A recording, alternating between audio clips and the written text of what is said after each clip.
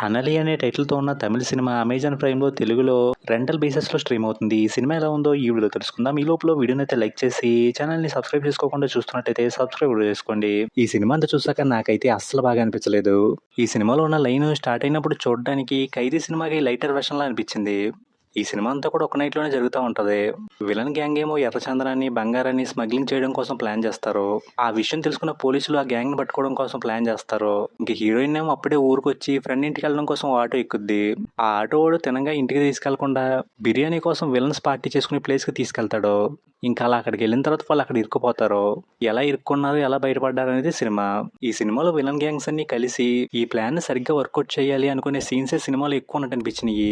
ఇంకా సినిమాలో హీరోయిన్ అక్కడ ఇరుక్కుంటుంది అన్నట్టుగా వచ్చే సీన్స్ అయితే చూడడానికి కొంచెం ఇంట్రెస్టింగ్ గా అనిపించినాయి.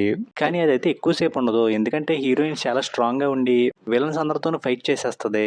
అది చూడగానే ఎలాగైనా బయటపడిపోద్ది అనే నమ్మకం వచ్చేస్తది. ఇంక సినిమాలో హీరోయిన్ విలన్స్ దగ్గర ఇరుక్కుంటుంది అన్నట్టుగా వచ్చే సీన్స్ అయితే ఫ్లోలో వచ్చినట్టు అస్సలు ఉండవు. కావాలని సినిమా డైరెక్టర్ గారు సిచ్యువేషన్ క్రియేట్ చేసి మరీ ఇరికించినట్టు ఉంటది.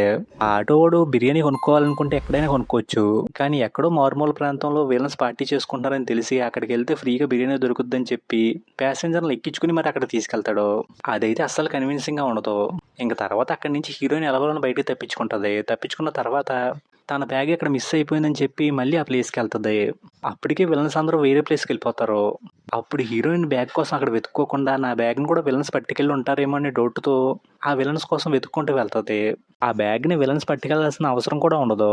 కానీ ఈ సినిమాని విలన్స్ దగ్గర తీసుకెళ్లాలి కాబట్టి డైరెక్టర్ గారి కష్టపడి ప్లాన్ చేసినట్టు ఉంటది. ఇంకా తర్వాత కూడా హీరోయిన్ వెళ్ళిన ప్లేస్ చాలా పెద్దగా ఉంటది. అలాంటి ప్లేస్లో ఆ చిన్న బ్యాగ్ కోసం వెతకాలంటే అస్సలు కుదరదు. అయినా సరే వెతకడానికి ట్రై చేస్తూ ఉంటుంది. పోనీ ట్రై చేసేది సైలెంట్గా ట్రై చేయకుండా అవసరం లేకపోయినా సరే ఒక విలన్ గాన్ని కొట్టేస్తుంది. దాంతో హీరోయిన్ మళ్ళీ విలన్స్కి దొరికిపోద్ది. ఇలాంటివి అయితే సినిమాలో కనిపిస్తూనే ఉంటాయి. ఇంక సినిమాలో హీరోయిన్ అయితే విలన్స్తో బాగానే ఫైట్ చేస్తుంది. కాకపోతే కాసేపు ఫైట్ చేసిన తర్వాత వాళ్ళ చేతిలో దెబ్బలు కూడా గట్టిగానే తింటది. అలా తిన్న తర్వాత కూడా కావాల్సినప్పుడు తప్పించేసుకుంటది. మళ్ళీ విలన్స్ అందరిని కొట్టేస్తూ ఉంటది.